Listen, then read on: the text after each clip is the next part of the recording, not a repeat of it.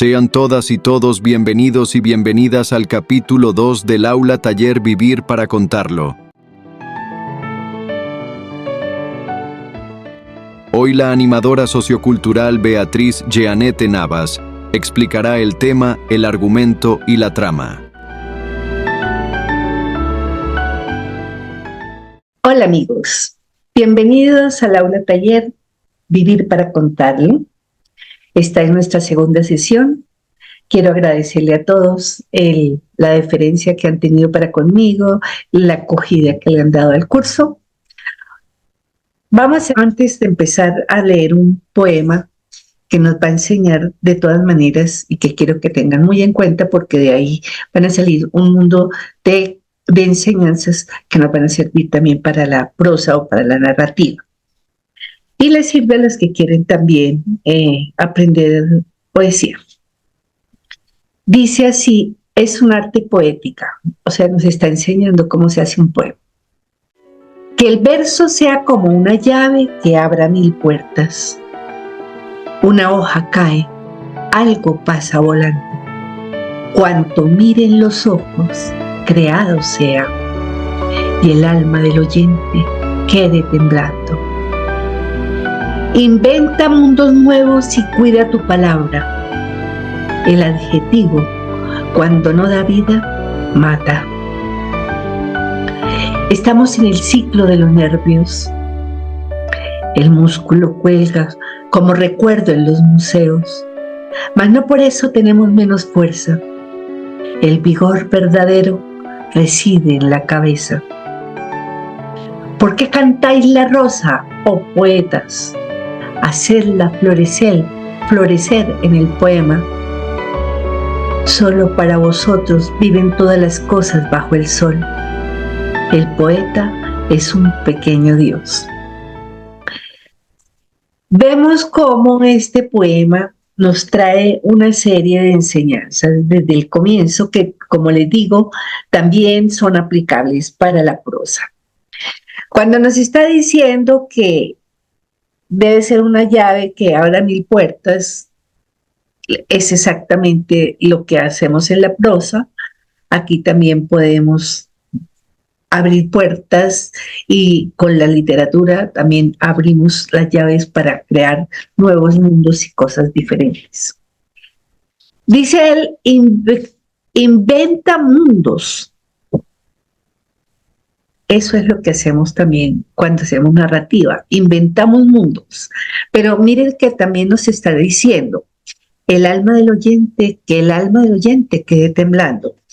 Igual las sensaciones y las emociones no solo se dan en la poesía, también tienen que darse en la narrativa. Tenemos que transmitir esa emoción al oyente, al lector. Entonces, fíjense que todo es aplicable. Nos está diciendo algo importantísimo de entrada y eso que lo aprendamos todos. El adjetivo cuando no da vida mata. Esa adjetivación ribombante con miles de adjetivos, noche oscura, fuera de eso, noche invernal, son miles de adjetivaciones que ya están en desuso. Entonces, para que tengamos eso, igual el uso de mente, hay que cuidarnos, igual hay adverbios, hay cosas que no podemos estar utilizando permanentemente, el ando, endo, ¿sí? Porque hay otras maneras de decirlo sin que suene, sin que nos afecte nuestra narrativa. Aquí también nos está diciendo algo importantísimo. Está diciéndonos que no cantéis la rosa, o sea, no digan mire la rosa, sino háganla florecer en el poema. Muestren cómo se abre, cómo su aroma, cómo cae la lluvia sobre los pétalos. Todo eso es lo que hay que hacer, igual en la prosa. En la prosa, ¿qué es lo que tenemos que hacer? Evitar tanta descripción, más que descripciones, mostrar con acciones lo que hacen nuestros personajes. Nos dice Además que el poeta es un pequeño Dios. Efectivamente, algunos se creyeron el cuento y no entendieron el concepto que nos estaba diciendo Huidobro y escriben 3 barrabasadas y ya se creen dioses. Esa no es la realidad de lo que nos quiso decir él. Él nos dice, nosotros podemos crear lo que queramos. La imaginación no tiene límites. En eso somos dioses. Nosotros podemos crear palabras, nosotros podemos crear mundos, nosotros podemos crear historias. Todo lo que quiera. Aquí no hay límite alguno en nuestra cabeza. En nuestra cabeza, que es lo que usamos. Y miren ustedes cómo nos están enseñando aquí con figuras retóricas o figuras literarias la poesía. Figuras literarias que también vamos a usar en la prosa. Él, por ejemplo, cuando dice el poeta es un pequeño Dios, pues está comparando al hombre, al poeta con Dios, está haciendo una metáfora. También tiene otras figuras literarias como, por ejemplo, la metonimia.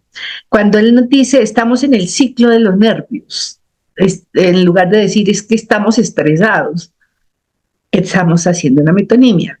Esas figuras, las literarias, las vamos a ver en el camino. Muchas veces las usamos realmente nosotros sin darnos cuenta, pero es bueno que tomemos conciencia de las mismas porque son las que nos van a servir para embellecer los textos, como lo vamos a ver ahorita en la lectura de alguno de los de Macario, que les voy a mostrar cómo se pueden utilizar y cómo vamos a unir estas dos cosas que estamos viendo, palabras de la poesía también con la prosa y la poesía en un solo texto. Bueno, ya con este abrebocas, que como les digo, siempre vamos a aprender algo de los grandes, vamos a entrar en nuestro tema. Ustedes están locos para escribir, ya lo vi. Bueno, ¿cómo lo vamos a hacer?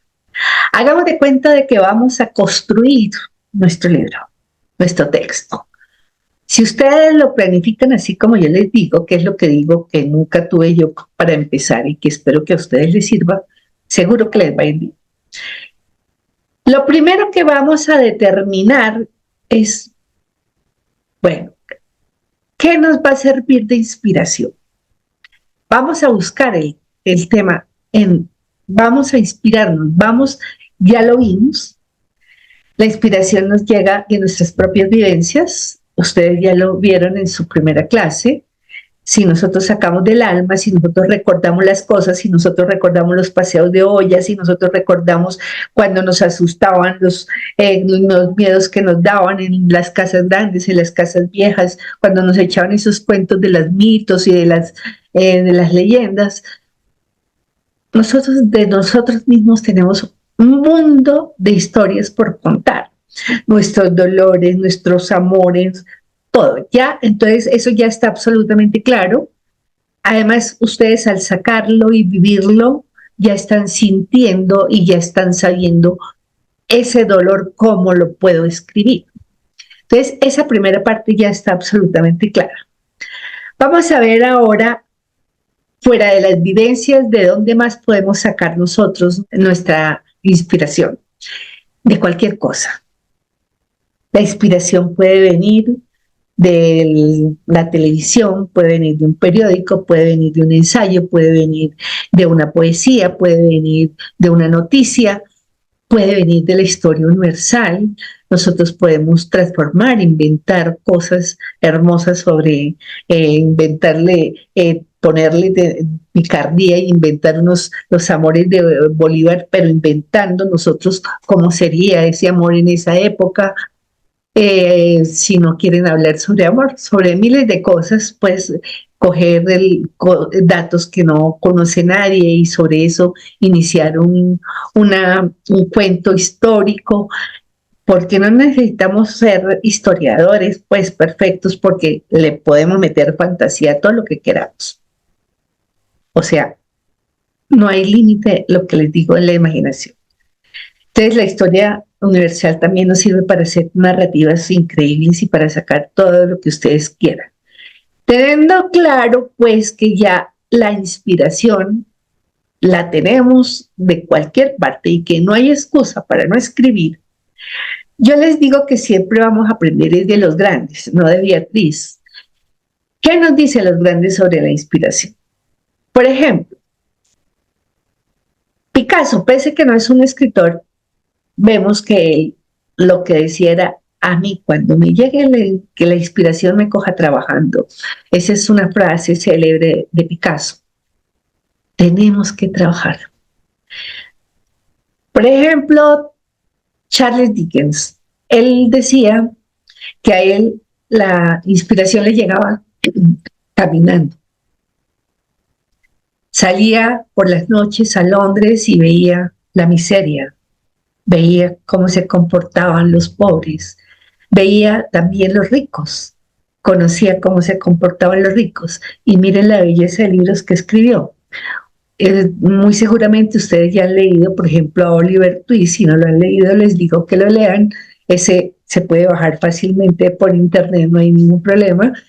Y los cuentos de Navidad son hermosos y los vemos muchas veces en televisión, lo pasan todos los años. ¿Y qué es lo que nos transmiten?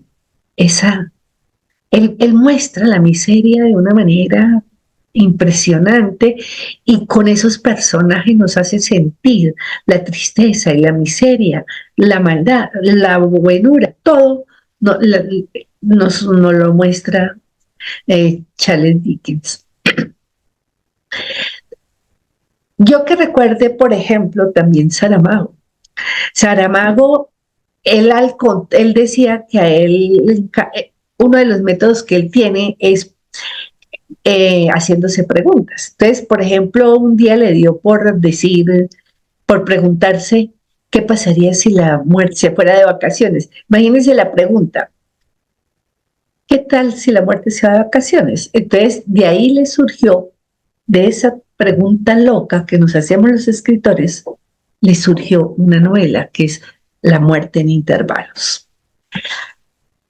García Márquez dice que él no cree en la inspiración, que él cree en la tenacidad y en el trabajo que se hace, en la firmeza, la tenacidad y el dominio de los temas. Entonces, vean ustedes, cuando decimos dominio de los temas, también sabemos que tenemos que investigar.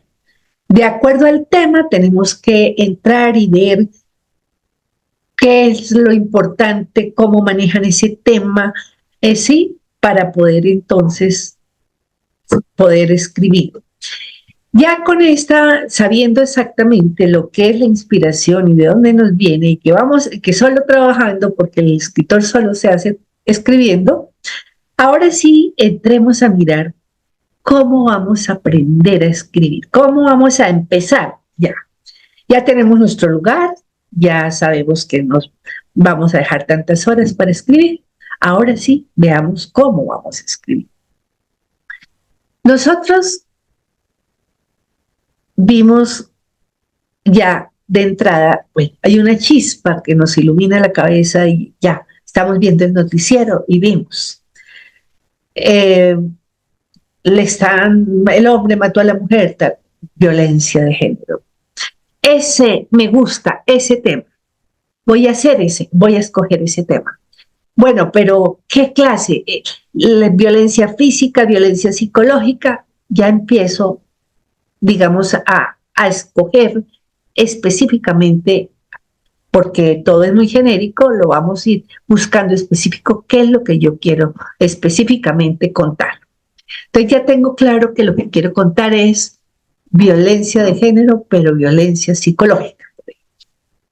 ¿Qué es esto que estoy haciendo yo? Ya estamos definiendo el tema. Entonces, ¿qué es el tema? El tema es simplemente lo que responde la pregunta: ¿de qué trata el texto? El tema es el asunto del texto. Ahora, esa se puede definir en una sola palabra o en una frase corta, ¿no? Entonces, lo podemos definir como el amor, el tema va a ser sobre el amor, va a ser sobre la violencia, va a ser sobre la vida, va a ser sobre la muerte, va a ser sobre superación, va a ser sobre celos, va a ser sobre el entorno social. Bueno, todo lo que ustedes quieran, hay infinidad de temas y sobre todo se ha escrito, lo que importa es la forma como lo hagamos para ser originales. De hecho, nosotros encontramos, por ejemplo, y todos conocemos Romeo y Julieta. Todos sabemos que ahí se toca el tema del amor y del amor prohibido. Si ustedes les aconsejo, si pueden leer, por ejemplo, una novela que me encantó de Flaubert, que es preciosa, que fue un hito de historia que cambió un poco la literatura, Madame Bovary. Ahí el tema es la infidelidad. Si nosotros vemos el Quijote, y todos han oído hablar del Quijote, el tema es la locura. Entonces, eso ya tenemos claro lo que es el tema. Ya definimos. Ya sabemos qué vamos a decir. Entonces, pónganle cuidado cómo es que se hace. ¿Qué es el tema con relación a la construcción literaria que vamos a hacer? Los cimientos. ¿Y qué quiere decir eso? Cuando yo tengo el tema claro, simplemente digamos que se ha hecho el cajoncito de donde salen las columnas sobre las que se va a edificar. Quiere decir que yo no me puedo salir de ese cajoncito. Va a ser como el contenedor de todo lo que yo escribo. ¿Sí? Entonces eso nos va a evitar irnos por las ramas, irnos por las ventanas y que se nos caigan los techos y todo porque empezamos a escribir y no sabemos para dónde vamos. No. Sobre esto vamos a escribir y esto nos va a contener y de aquí no me puedo salir. Entonces, esos son los cimientos. Ahora, vamos ya a seguir la construcción. Tenemos el argumento.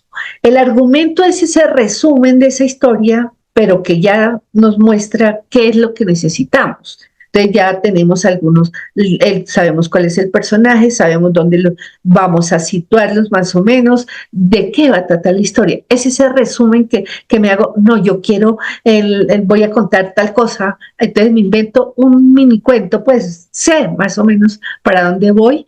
Es un resumen de lo que yo quiero contar, pero que me obliga a pensar ya en los personajes, en el espacio, en el tiempo y esas cosas, ¿sí? Entonces, digamos que el argumento nos ayuda a crear los planos en la construcción. Y luego que ya tenemos los planos, pues a empezar a construir. ¿Cómo se construye? Con la trama.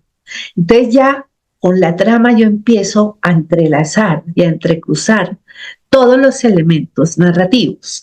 Entonces yo ya tengo claro quién va a ser mi narrador primero, quién va a contar el cuento, quién va a contar la historia. Es lo primero que tenemos que pensar. Entonces, bueno, este lo va a hacer y va a ser esta clase de narrador. Entonces yo voy a decir, como esto que esto es una novela, esto es un cuento como íntimo, o este es un cuento jocoso, o este es un loco, me sirve más un omnisciente, o sea, uno que esté afuera del cuento, un narrador que esté mirando todo desde arriba, o me sirve que lo cuente directamente el personaje principal.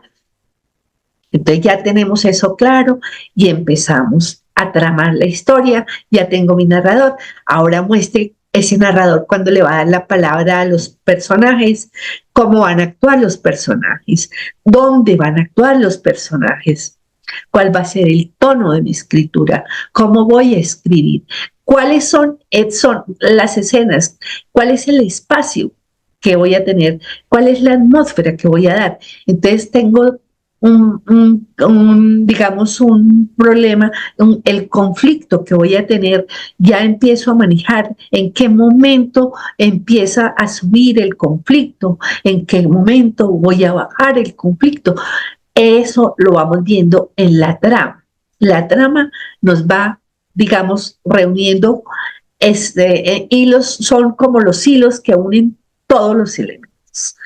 ¿Sí? Bueno, eso ustedes lo empiezan a hacer desde ahora, no saben todos los elementos, obvio, porque hasta ahora estamos empezando, pero es para que tengan una idea. De todas maneras, no necesitan por ahora saberlo todo para empezar a escribir.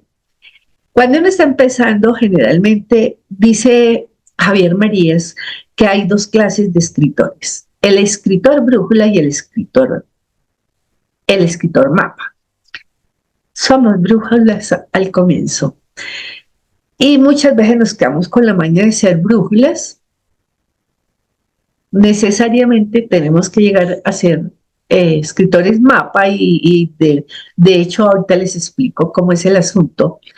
El escritor brújula tiene muy claro lo que es su tema y sabe en qué cabeza de quién, cómo va a contar su cuento, tiene sus personajes y ya sabe para dónde va y sabe cómo quiere.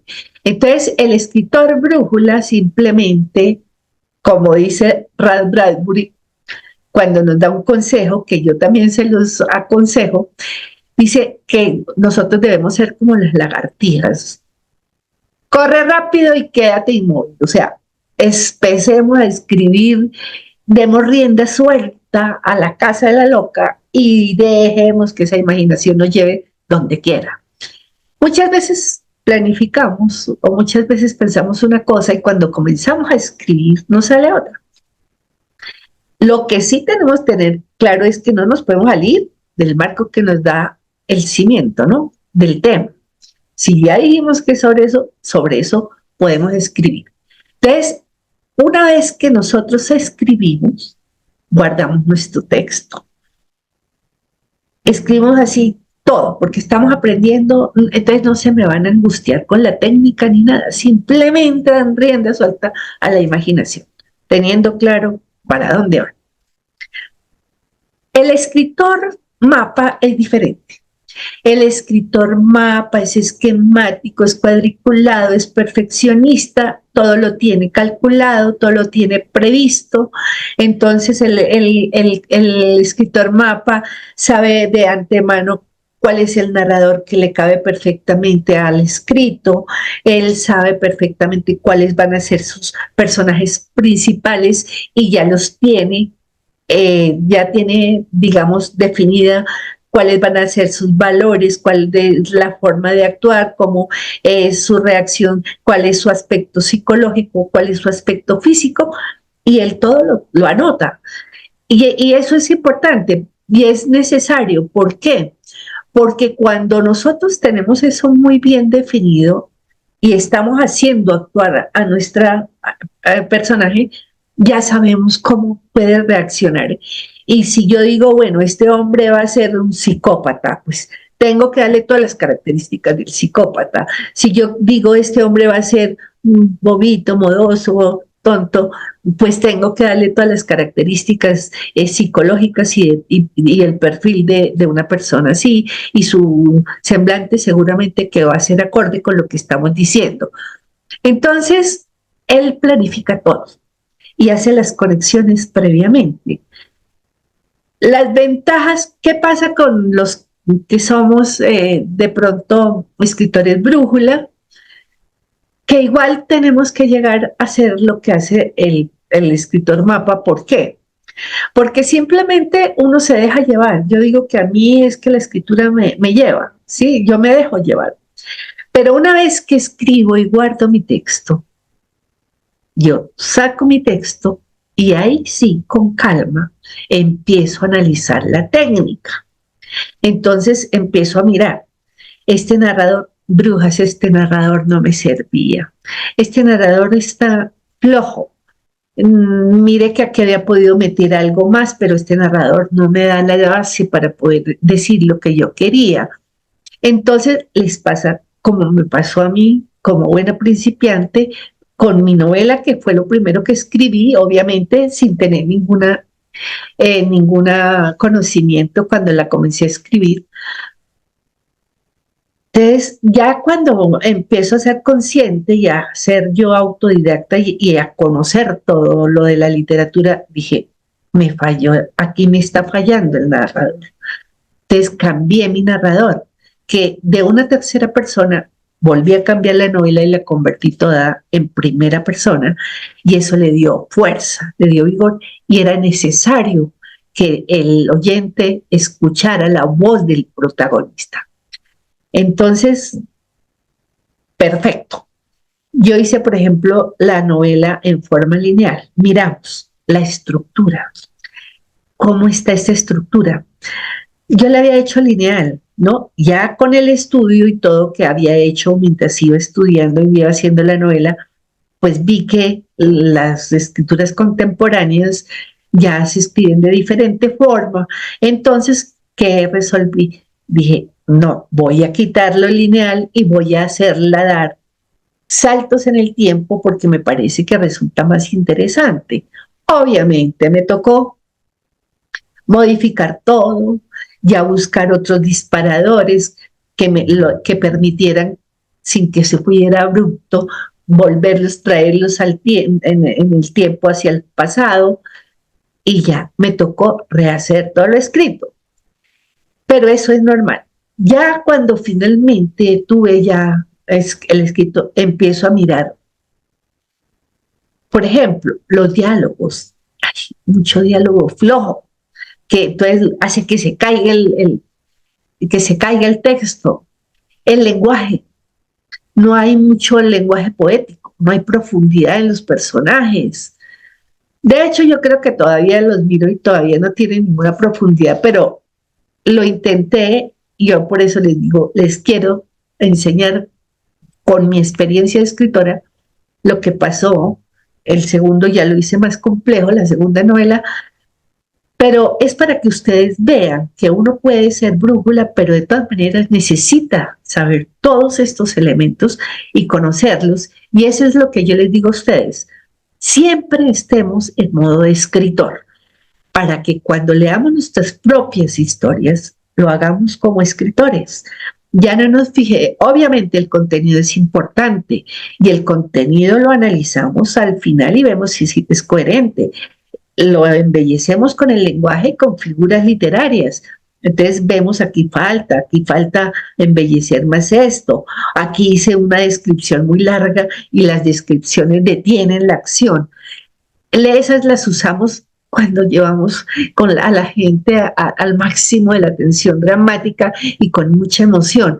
Entonces uno también tiene que dejar descansar al lector y de pronto meter una que otra descripción liviana para que la gente descanse. Sí, pero eso mire que eso todo lo vamos aprendiendo con la práctica. Entonces, ya teniendo claro qué clase de escritores vamos a ser, el escritor mapa tiene muchas ventajas. No les pasaría lo que a mí. El escritor mapa, cuando va a leer él con su pureza y su orden mental y todo, pues si ve algún error, de una vez lo corrige, ¿sí? Se me salió esto del esquema, esto no era así, venga para acá, ¿sí? El tono aquí me falló.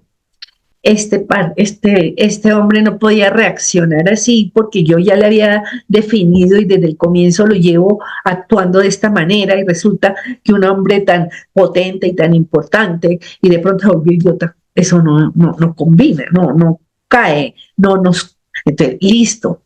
Ahora, los hombres, las cosas evolucionan y por ejemplo, en una novela tenemos que hacer sentir esa evolución, ¿sí? Pero que bueno, de malo se vuelva bueno, todo, pero todo va siendo pausado y acorde al tiempo, al momento y a la época.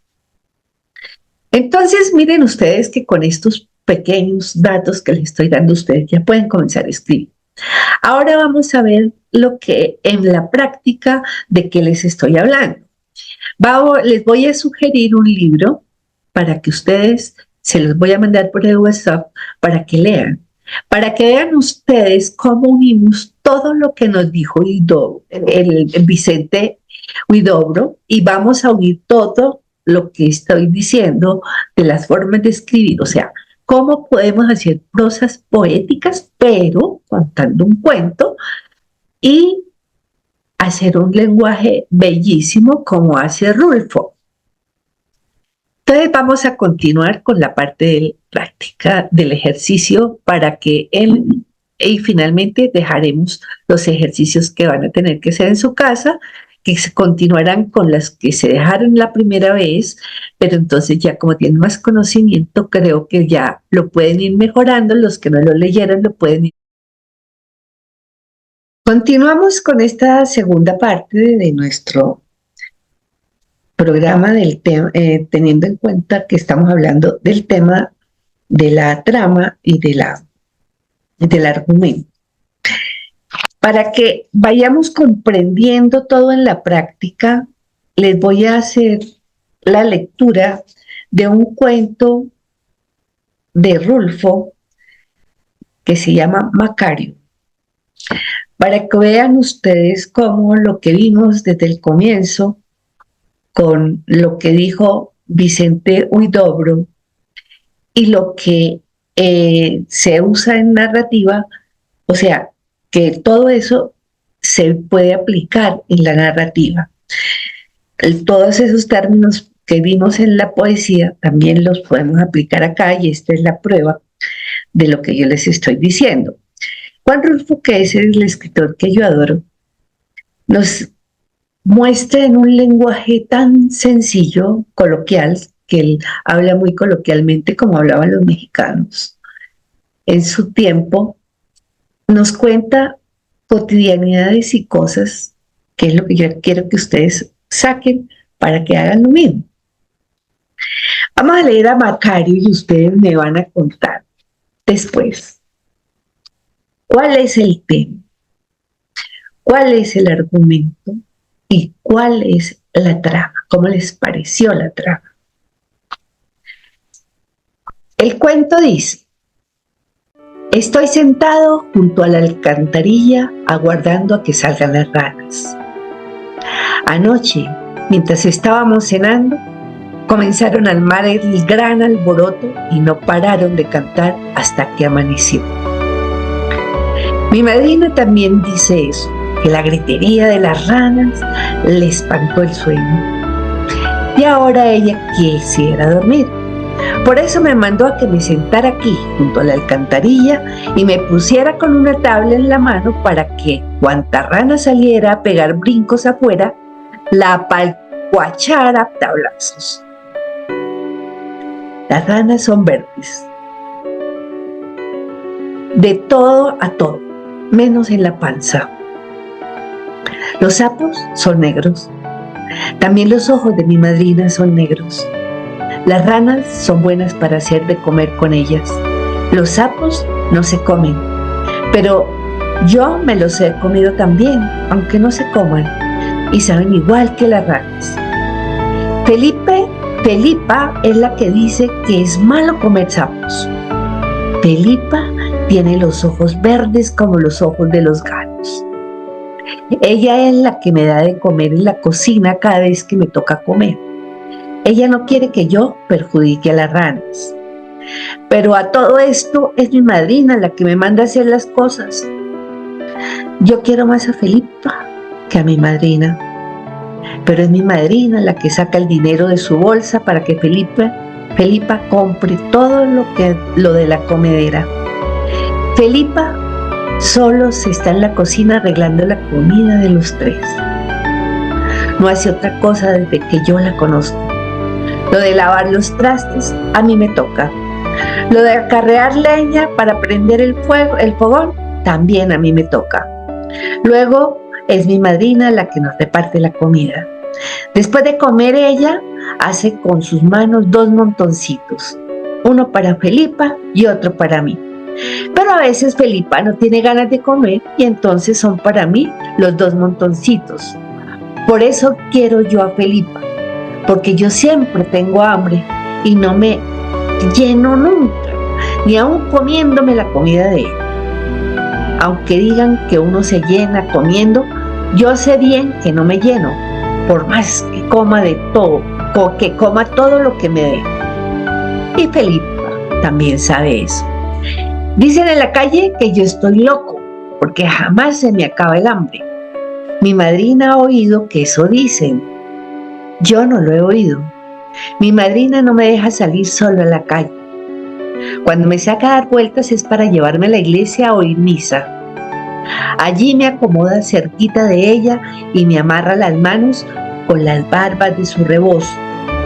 Yo no sé por qué me amarra mis manos, pero dice que porque luego hago locuras. Un día inventaron que yo andaba abarcando a alguien, que le apreté el pescuezo a una señora, nada más por no más. Bueno, hasta ahí les dejo yo el cuento. Ustedes lo terminan de leer. Ven ustedes la frescura con que hablan. Ven ustedes que no estamos metiendo muletillas, el entonces, el cómo en todos, después, ¿sí? Que nosotros vamos metiendo mucha palabra y repetimos muchas cosas. Entonces, él con un lenguaje sencillo, limpio y coloquial, nos está contando una historia de lo que yo les digo a ustedes que hagan. Que miren su cotidianidad, pueden describirlo porque ellos lo viven, entonces uno se le facilita la cosa. Vayan mirando ustedes, de todas maneras, el narrador. Como son temas que ustedes todavía no conocen, por ahora yo les voy aclarando. Por ejemplo, que el narrador en este caso es un niño, parece que un niño con un problema mental, y sin embargo, él no está hablando, él está pensando. Entonces, vean ustedes que ahí empezamos a conocer los narradores. Y es un narrador en primera persona, es un narrador deficiente. Cuando yo les diga deficiente en el narrador es que solo puede contar lo que está viendo, no puede contar más allá de las cosas, ¿sí? Para que se vayan familiarizando ustedes con los temas. Ahora, vayan mirando cómo cómo hace esa trama tan hermosa, cómo van conociendo ustedes, cómo van viendo simbolismos y van viendo cómo une, por ejemplo, ustedes cuando ven aquí que dice, los sapos son negros y une el color de los ojos de los sapos con el de la tía que no quiere, ¿sí? En cambio, cuando habla de Felipa, dice que ella tiene los ojos verdes como los gatos, ¿no? Ahora, miren ustedes cómo utiliza los animales y todo para meternos en el tema. Allí habla hasta de alacranes y todo, pero lo que yo veo es que vean todo el simbolismo que eso encierra y la carga emotiva que lo lleva a hacer esos simbolismos. El modo de hablar, como les dije, es muy lírico, es muy íntimo, es muy directo, también es muy poético, hace figuras literarias y escribe hermoso. O sea que su estética, que es para lo que yo les digo que lean poesía, la estética literaria es muy hermosa en Rulfo. Ahora, vamos a a dejar los ejercicios para la próxima vez. Primero, analizar este cuento y contarme cuál es el tema, cuál es el argumento, cuál es la trama, cómo les pareció la trama. Y otro es, yo les hablé de que hay formas de disparar también la imaginación y vamos a empezar a hacerles ahora en la práctica. Si nosotros buscamos sustantivos, ustedes van a encontrar miles de sustantivos. Traten de buscar sustantivos, uno muy pesado, uno más fuertes y uno más livianos. Y empiecen ustedes a escribir. Cojan uno del principio, otro del final, o pregúntenle de sustantivos a sus tíos, a su abuelo, a sus hijos, y cogen dos palabras. Entonces, por ejemplo, de ejercicio vamos a hacer a ver, se me ocurre que cojamos explosión y guitarra. Empiecen a imaginar algo con eso. Dejen volar esa imaginación. Dejen que la loca de la casa se vuelva más loca y me cuentan qué sacaron, en qué cuento pudieron sacar. Lo vamos a ver. No se les olvide, máximo una hoja a doble espacio para que todos puedan leer lo suyo. Muchas gracias, un abracito a todos. Nos vemos. Recuerden que los encuentros por Zoom con la animadora Beatriz Janet Navas es los días viernes a las 7:00 p.m.